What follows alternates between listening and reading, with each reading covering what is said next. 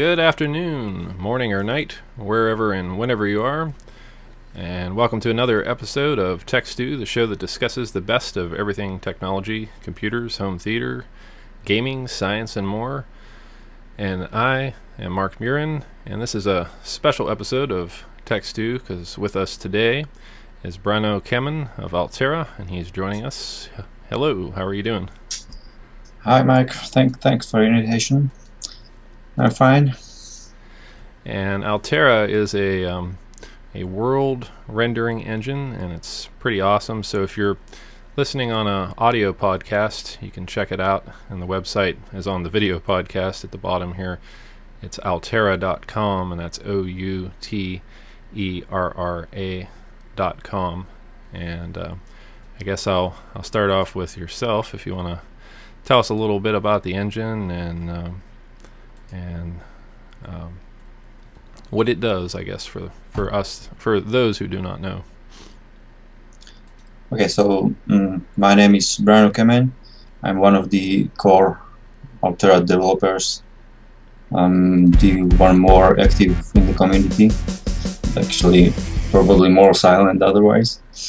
And what is Outerra? Outerra is our engine that we call a world rendering engine that's currently able to render whole Earth with the detail down to centimeter levels. So you can go from space down to the terrain, to the basically to the between grass blades, and that can be used in many areas, for example for simulators, for games, and for everything, for visualizations.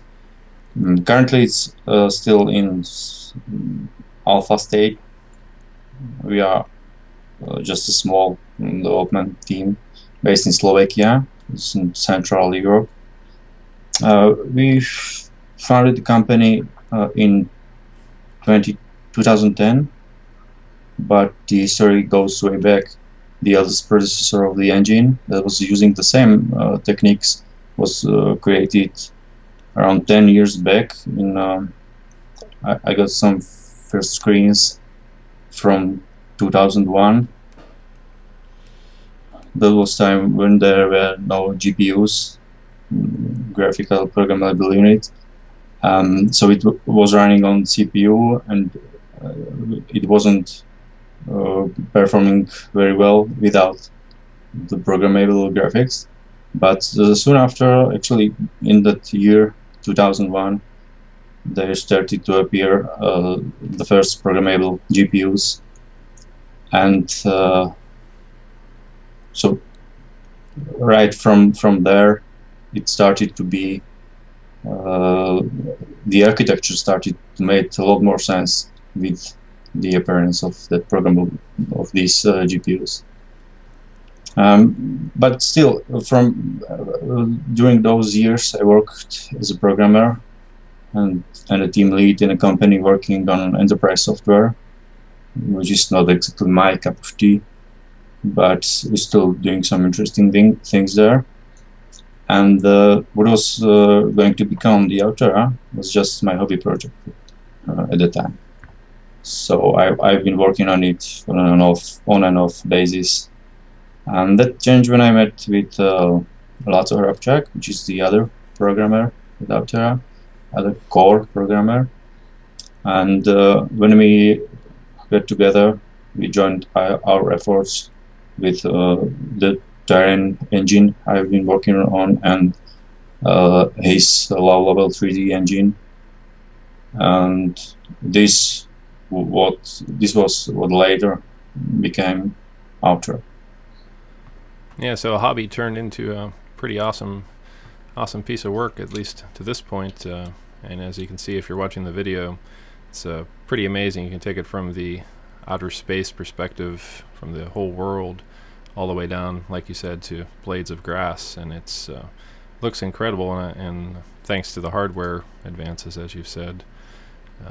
And maybe we can mention some of the specs that people would need to run the engine? Okay, so Outerra is pretty heavily GPU dependent, so it needs a good GPU with enough memory, at more than 500 megabytes of memory on the GPU. It also requires OpenGL 3.3, that's roughly equivalent to shader model 4 DirectX 10 card. That means you need NVIDIA card from the 8000 series and higher, and some features are can take advantage from the higher series. For AMD, we initially supported anything that's GL 3.3, but recently AMD discontinued support for older series. So currently 2000 to 4000 cards are not supported, although they still around parts of it still are working. As for other vendors, Intel graphics is not supported yet, but we are working on the support together with the Intel OpenGL team. But there are still many problems with the drivers. As for the CPU, that's not heavily used, because as I said, the Outerra is more GPU dependent. So basically any processor that has 2 cores, but even a single core would work. Yeah, it's quite a contrast compared to, say, Flight Simulator X, which is heavy CPU on the CPU side, so it makes the machine not need to be quite as beefy, which is nice. And I personally switched to a NVIDIA 670 card from an AMD, so I don't have to worry about too much with the AMD at this point, which is nice. Of course, the later we are basically leaving the CPU for the simulator code. Although currently there's running JSB Sim Simulator core that simulates the aircrafts, and there's also the bullet simulation that all that runs on CPU. Later, it can be expected that there will be more work for the CPU, but essentially the engine is leaving it for that game code or the simulation code. Yeah, and with the engine itself, maybe you could describe to everyone how it's getting its data, elevation data, satellite pictures, and so forth, to generate everything that it does. Okay, so the engine is using several types of data, and it will use even more in the future. Currently, it mostly works with elevation data of Earth. These are taken from, I think it's SRTM3, which is 90 meters resolution data. That is, but that's recompressed, remapped to our projection. And during that remapping, we are also compressing the data. We are using wavelet compression that which acts both compression, but also is able to progressively serve levels of detail of terrain. So we can progressively download data from the server as you go, as you are discovering. So the download of the technology demo is just around 200 megabytes, but it can, if you are going around the Earth, if you visit it every piece, it will download roughly 12 gigabytes of data, which is the complete dataset for Earth, complete dataset of the elevation data. That's is that a 90 meter reprocessed mesh, basically? Is that yes, accurate? It's reprocessed to 75 meters. And okay. we could use even better data. but this is what we are starting with. You can use 30 meters or better, because it works the same. The data that are coming from the external sources are then refined procedurally to centimeter level detail. So we could also take, for example, 1 kilometer data and go from there, but obviously it will lose lots of features that we can see about the erosion. And how exactly does the engine render? I guess we can get into some of the fractal nature of things here for those who are curious, I suppose. Well, what's different about Outerra is that the generation is dynamic. The terrain and the textures are generated on the fly or as they are needed. That means we are when the data are decompressed from the elevation dataset, and when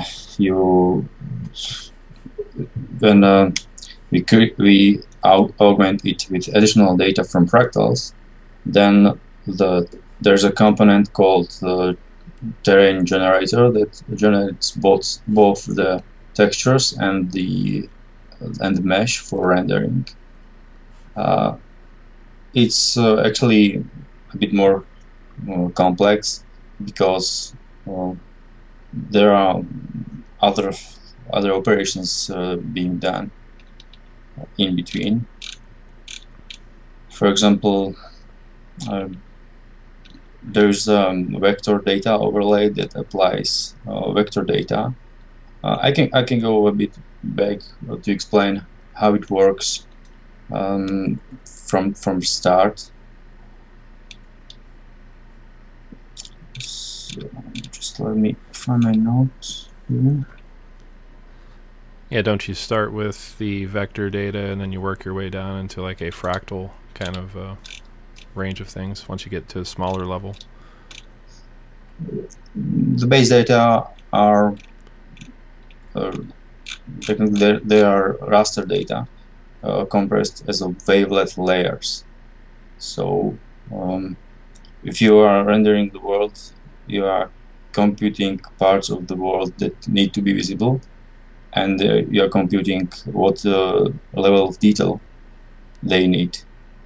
Now, some of them, there are more distant, are completely taken from the elevation source, from the wavelet dataset, and those that are closer to you, after you run out of the external data, then the fractal generator kicks in and starts where the elevation data ended, and starts generating finer detail there.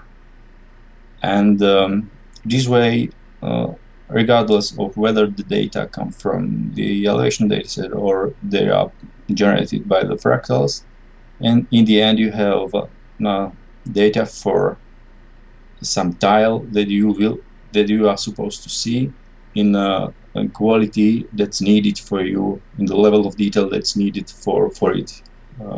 For example, if you stand down on the ground, those pieces of terrain you need in pretty good quality.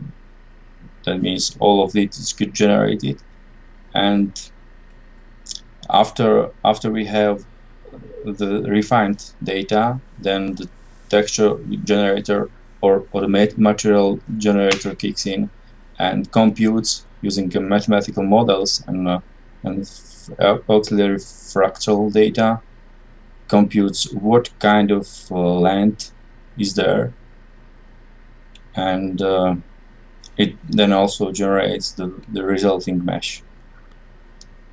Yeah, and as you can see, as you get closer, like in this image, it's pretty spectacular. Blades of grass, the level of detail, pretty awesome. And the data sources that you're using, I don't think we touched on that, how you're getting the data. All Modus.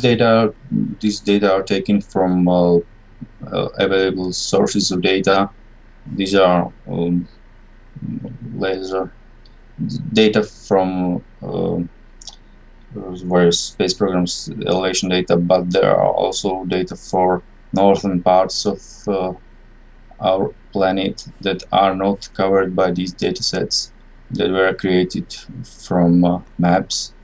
So it's a combination of various data sources for the elevation. For other parts, like the upcoming biomes, there are other sources.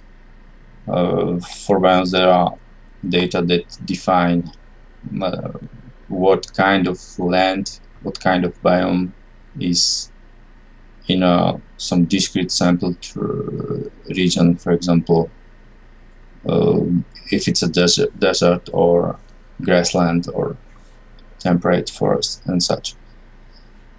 So this is then used in Outerra, but everything there has to be processed into a format that's usable by Outerra, not only usable for the generator there, but also it has to be compiled into a format usable directly by the GPU, because everything that's in Outerra related to the terrain generation runs on GPU. So we are processing these data. In the case of the biomes, we are actually transforming these data into some kind of probability values that define what's the probability that a particular land type or vegetation can grow there, and this is then used together with some additional fractal data to generate actually where there is a grass, where there are patches of dirt, and where are the trees. So the generator uses those data and some mathematical models both to generate the output. So it can fill in the blanks essentially, like to determine like where the snow is on a mountainside and so forth, and then take it down to the fractal level to fill it in. Yeah, that's the combination. What makes it more complicated is that we cannot use those data directly, because these data define only roughly the type of land, but you still can have, for example, a small puddle or a rock that needs to be generated there and that needs to look realistic. So there are mathematical probabilistic models that define where you can find trees growing and where can be grass when the slope of terrain is too steep for anything to hold on and it becoming a rock and such things.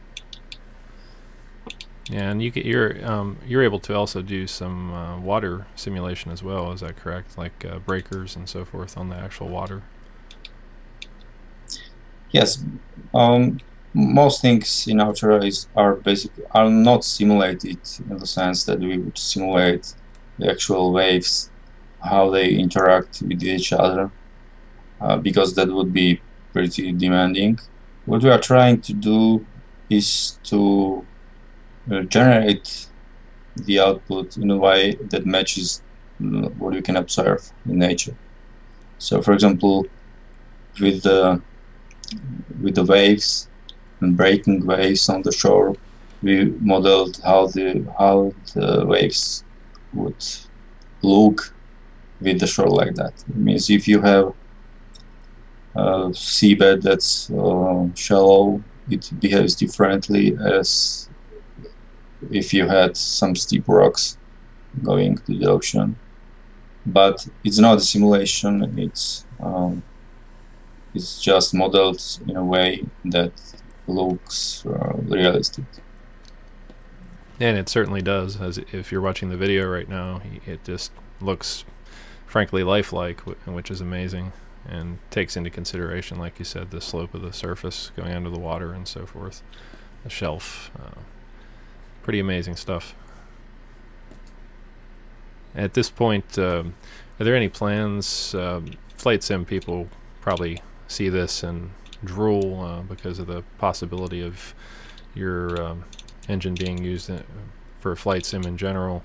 But are there any clouds going to eventually be added to the sim, to the graphic engine?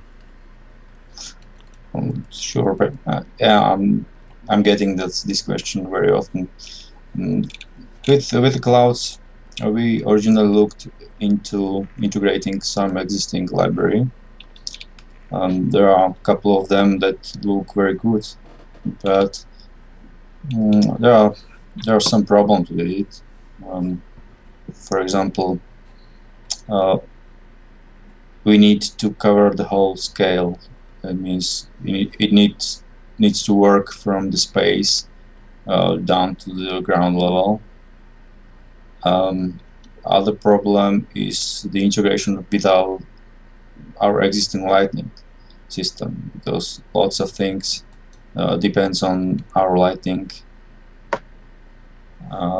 and getting a ready-made cloud system that doesn't respect it or changes it would look pretty unnatural. So currently it stays such that we are working on some basic things that we need for weather simulation, for weather visualization. So I think there will be pretty soon some examples of clouds running Outerra. We didn't want to put there something not finished, or that wouldn't look as good with the lighting that needs to be correct. So we will show it when it looks good, and it has the potential to fulfill the needs of everybody, not just the flight simmers, but of course for every area that can find its usage in Outerra.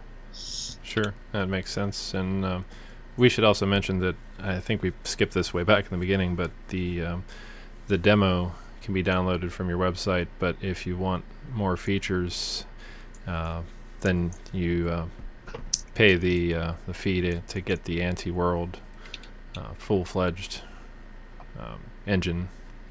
And I forget offhand, is it 15? Is that how much?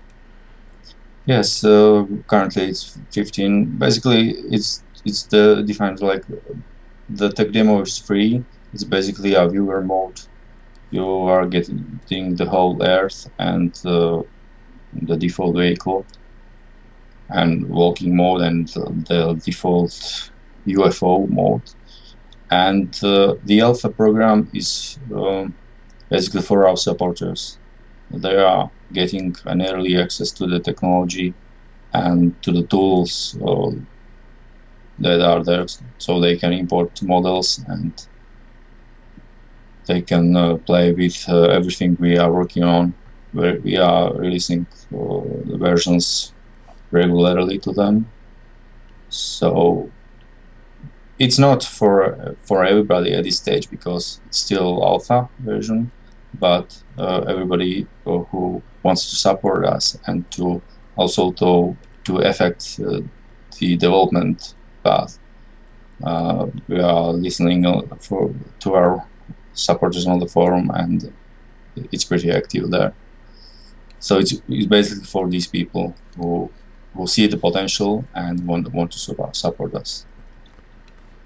Yeah, and in the engine too, we can mention you have various vehicles to start, helicopters and a Cessna in particular. Flight sim enthusiasts will see that and probably want to check it out. Helicopters, yes, and ground vehicles as well. Yes, also the community is getting more active and importing more vehicle every day. So there are a couple of vehicles, a couple of interesting vehicles on our forum. We are currently releasing a new version that will come with a new plane, and it also comes with a custom extension, so it will be pretty easy to export your model and make it into a file, into one file that can be then imported very easily, just clicking on it. So Yeah, and I think here is one example of importing. This is someone did a Dodge Ram. yes. Pretty fantastic.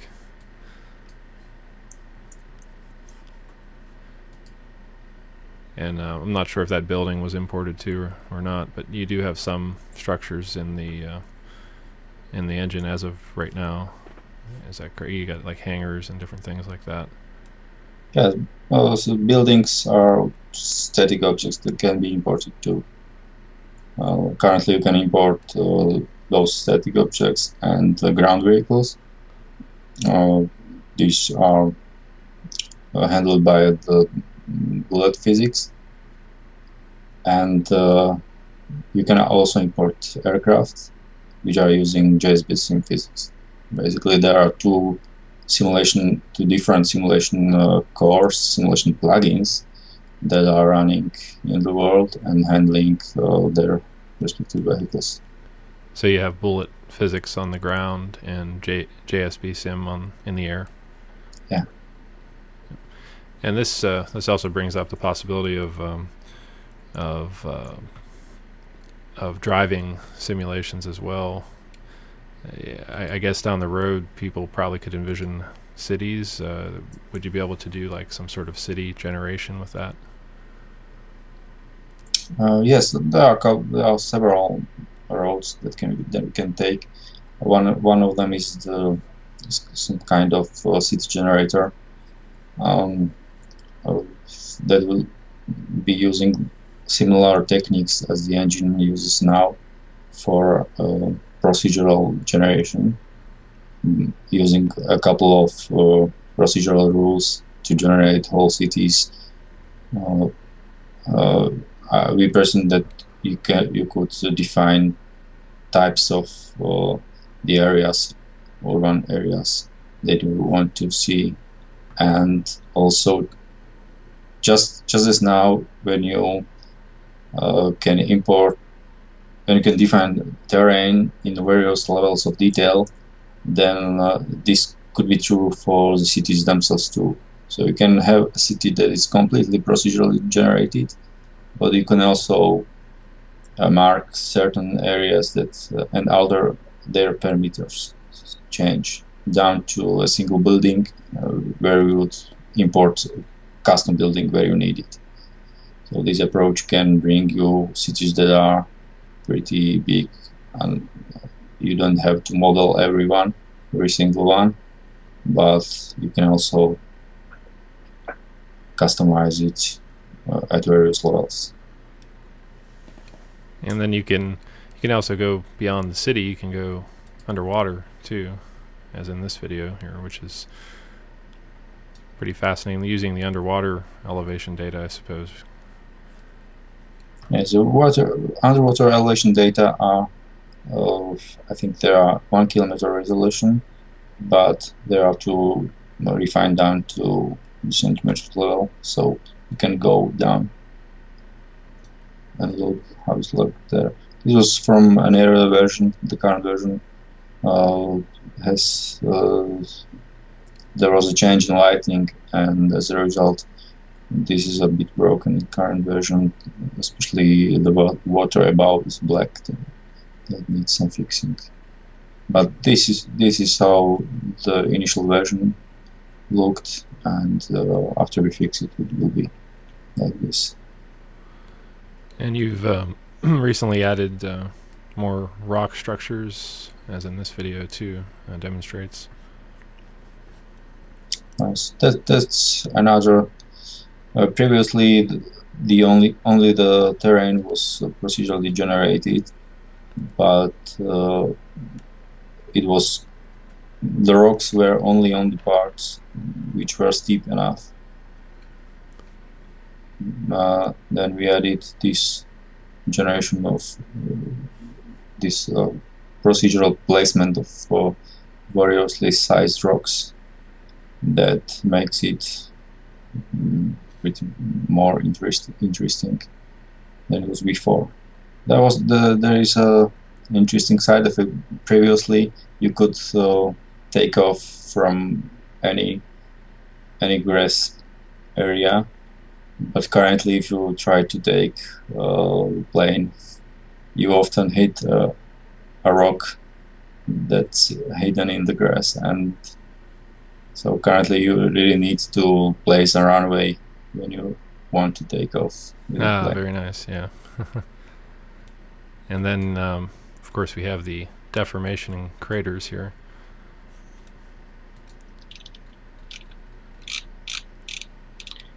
Yeah, the craters are actually the example of how the vector overlay works, and that's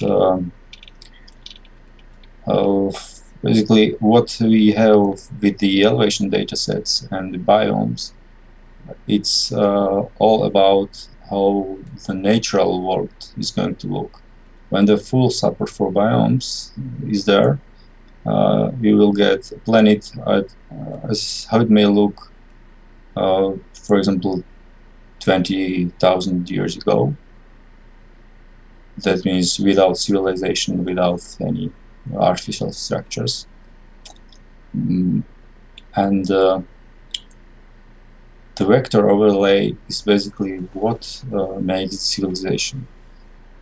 That means it modifies the existing natural system, the natural look of the world, by placing some polygonal areas that override what land type is there.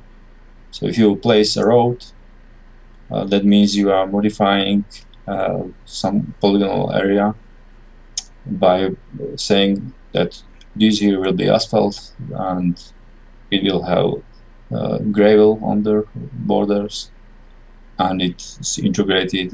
It modifies the elevation, it modifies the length, material type. And similarly, these craters work.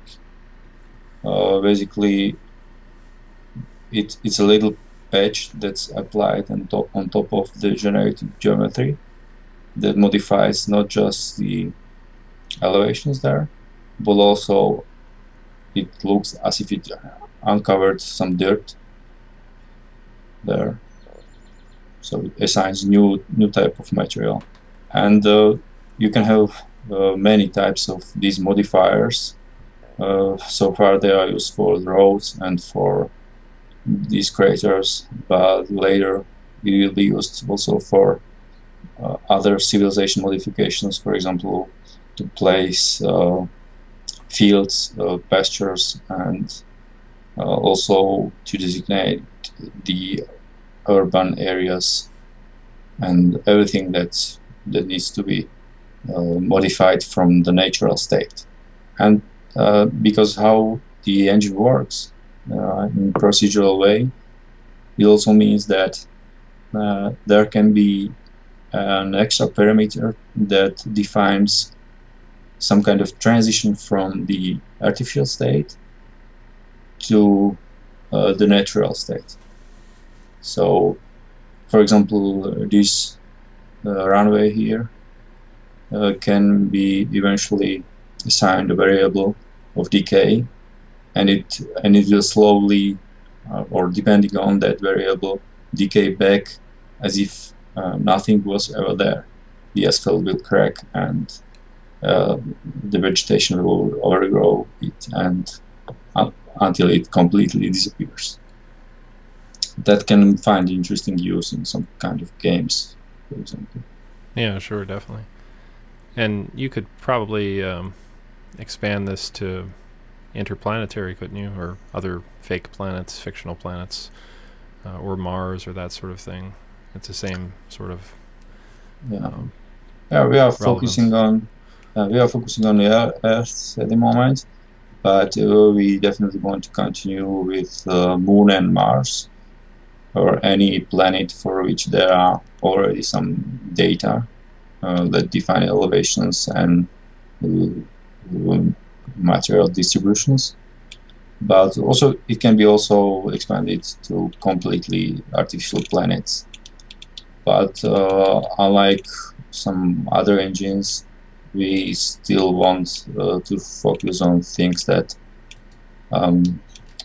enable artistic input. So where you want to create your own planet and to model it with the same procedural approach. That means you can have the whole planet generated for you, but you can modify it at various levels of detail. You can shape the continents, you can place custom mountain ridges and stuff like that. And then you can go to a particular location and model that, place roads and or modify the terrain as you need it for your game level or something. And we should maybe touch on the importability, the type of format that people would need to be able to import their objects into the engine. Currently, the only format supported is Collada format. This can be exported from various modelers. I've seen people exporting from 3ds Max and Blender and SketchUp. Each of them has some peculiarities, but we are working to expand the support. Currently, when you import your model, you need to edit the materials file, because every modeler does its materials differently, and so most of them need to be corrected for Outerra lighting, because lighting parameters and material parameters are different from they are different between those programs, and in Outerra it's then even more different. So after the import, you need to correct a couple of these to assign materials, but otherwise there can be imported pretty easily from this. The importer then if you are importing static objects, it's very trivial. If you want to make it into a dynamic object, then you have to do a couple of more work there. You need to assign bonds. You need to tell the engine where the wheels are and what are their parameters, suspension, and which ones are powered and which are steered, and you can write a custom script where all this is handled, and people are on our forums are slowly getting into grips with it. So yeah, like I guess in the case of this imported Dodge, has the suspension and the steering all simulated. You can customize little things like the center of mass and every parameter of the wheel. Even though the simulation core that runs this is not as complete as some games that need that are doing car simulation, but in Outerra our goal is to be able to plug in multiple different simulation cores. So eventually, even a specialized core that will simulate some kind of vehicles down to very specific details, wheels and everything, in future can be used together with a simplified simulation course. And how about for the 3D folks, stereoscopic? What kind of support, or will there be any kind of support for 3D? There was actually an early test of the stereoscopic video. I think there's one on my YouTube channel that shows how it looks. it was done as a preparation for Oculus Rift support. That's a virtual reality headset that we are going to support as soon as it arrives. So this could be pretty awesome in Outerra, seeing the world. From what I've heard, that headset is pretty good in the immersion factor, and using it to explore the world in Outerra can be pretty nice. Yeah, I've heard some of the Oculus Rift folks anxious, excited to the prospect of that maybe being added later on to be able to use those headsets. That would Yes, be I actually had one guy offering to send me his Oculus Rift before I get mine, because he wanted to have it as fast as possible. have it working soon. Yeah, get fully immersed. Well, maybe we should dive into any recent new news and changes that you might want to mention, and we can demonstrate here as well. Okay, so the version that's going to be released soon after this, the new version will come with new model with an aircraft MiG-29. It was made by our long-time forum member Dennis Kuplin. He created it for a company we are working with, and it was made available to us. So we are giving it to our alpha supporters today. Well, it's not complete in a flight simulator sense, but it shows what can be done. Some instruments are working normally, and the model is animated. I think we will see it in this video too. Yeah, this is the video loop playing. People were asking for something faster, so here it is. Yeah, that's definitely a faster plane. It looks pretty fantastic. I tested it out, so it was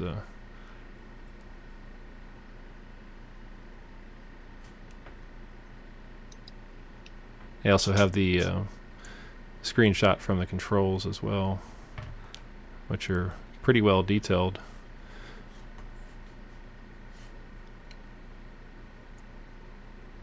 And this is the inside shot of the various controls and instrument readouts, gauges.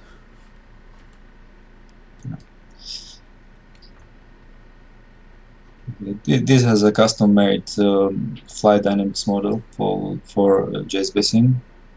It's not complete, but I think it's pretty good. Yeah, most of the gauges actually show you information. Well, at least some of them do. I think it will be slowly made more complete, but this is fairly usable as it's now. Yeah, I think people will definitely have some fun using this one in the engine.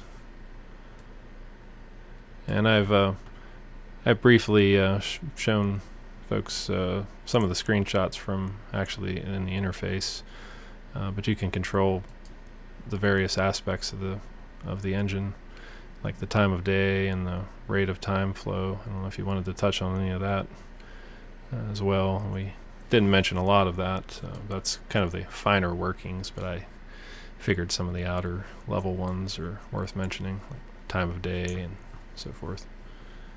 Changes the reflective nature of the sun as well.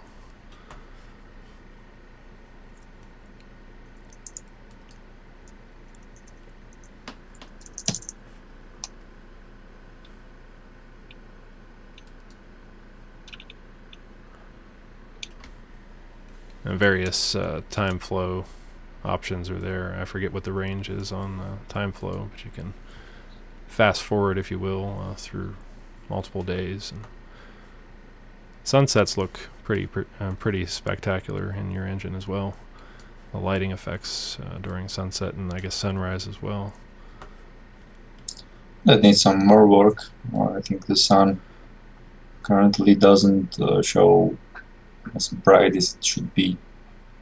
I mean, it needs to be done extra to show some rays from the sun, show it's a strong light source.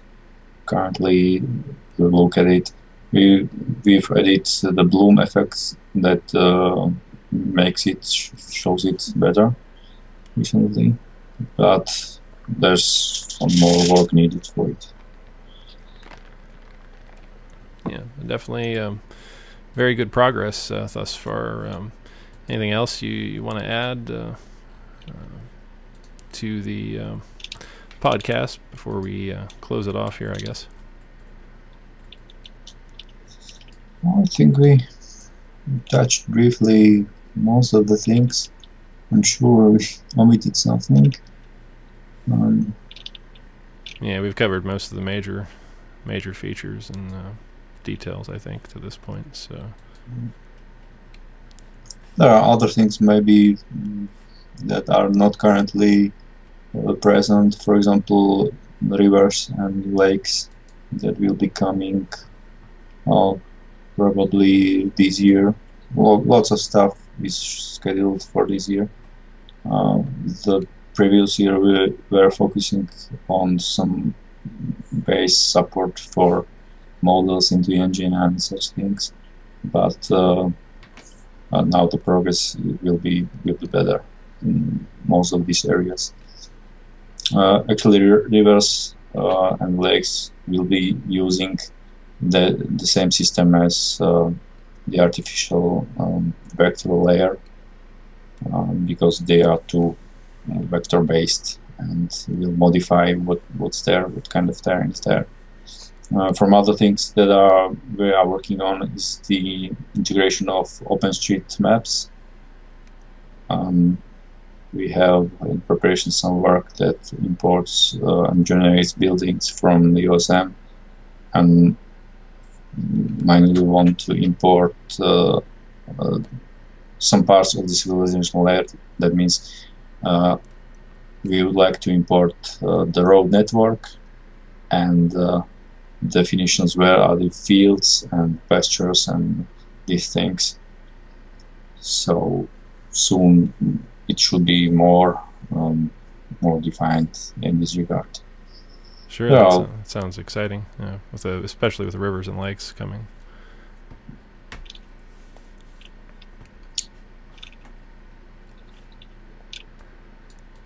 All right. Well, I guess I think that about covers most of it for this edition, anyway. So I just want to thank you for coming on, and we'll put the links to your YouTube channel and Outerra up on the show notes once we get it up there. So thanks for coming and talking to us about Outerra and your graphic engine. Thanks for the invitation. It was a pleasure. And so that's it for this episode of Tech Stew. And remember to keep on cooking with tech, and we will see you next time on Tech Stew.